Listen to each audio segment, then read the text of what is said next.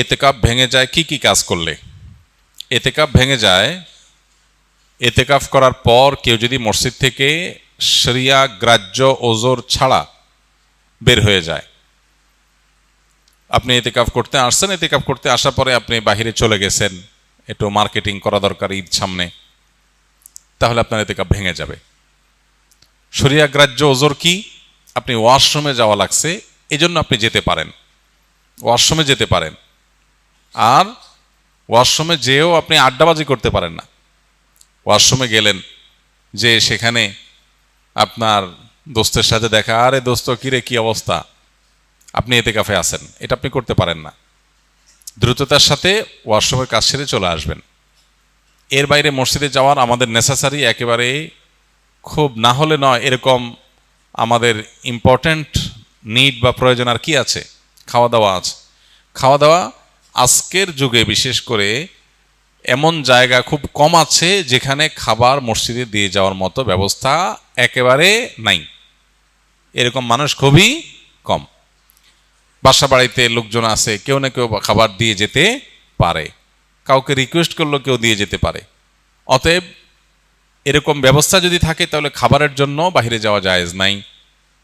হ্যাঁ, কারোর যদি এরকম হয় অবস্থা যে তার খাবারের জন্য কেউ খাবার এনে দেওয়ার মতো নাই, তাহলে এরকম নিরুপায় যদি কেউ সত্যিই হয়, এরকম কোনো মসজিদ থাকে যে আশপাশে কোনো মানুষজন নাই, বাসা থেকে খানা আনার মতো কোনো মানুষ নাই, তাহলে তিনি খাবারের জন্য যেতে পারবেন, খেয়ে আবার চলে আসবেন। খাইতে গিয়ে আবার বাসায় আরেকটা খাজুরি আলাপ করতে পারবেন না। একবেলাকে আরেক বেলা খাবার সাথে নিয়ে আসলেন, এইভাবে না হলে নয়। এরকম নিড থাকলে শুধু বাইর হতে পারবেন। এছাড়া যদি তিনি বাইর হন তাহলে তার এতেকাফ ভেঙে যাবে। আর এমনিতে কিছু কাজ আছে যেগুলোর কারণে এতেকাফ ভাঙবে না, কিন্তু এতেকাফের কোয়ালিটি কমে যাবে, এতেকাফের গুণগত মান নিচে নেমে যাবে। সেগুলো কি? সেগুলো হলো, এতেকাফে বসে আপনি শুধু ঘুমায় কাটালেন, 355 দিন অনেক কাজ কাম, অনেক ব্যস্ততা, ঠিকমতো ঘুমাইতে পারেন না।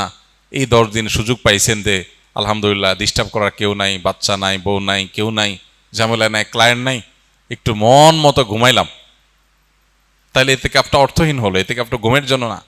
আবার আপনি এমন করলেন যে অন্য সময় বন্ধু বান্ধবের সাথে এত আড্ডা মারার সুযোগ পান না, 2-4 দোস্ত মিলে একসাথে কোনো এক মসজিদে এতেকাফে বসলেন, এবার একেবারে চুটিয়ে আড্ডা মারলেন।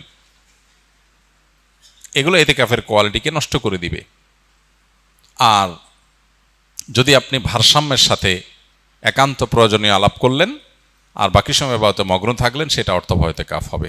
আল্লাহ আমাদেরকে ভালো করে এতেকাফ করার তৌফিক নসিব করুন। এতেকাফের ক্ষেত্রে আমাদের মধ্যে যে ভুল ধারণা আছে সেটা দূর করতে হবে,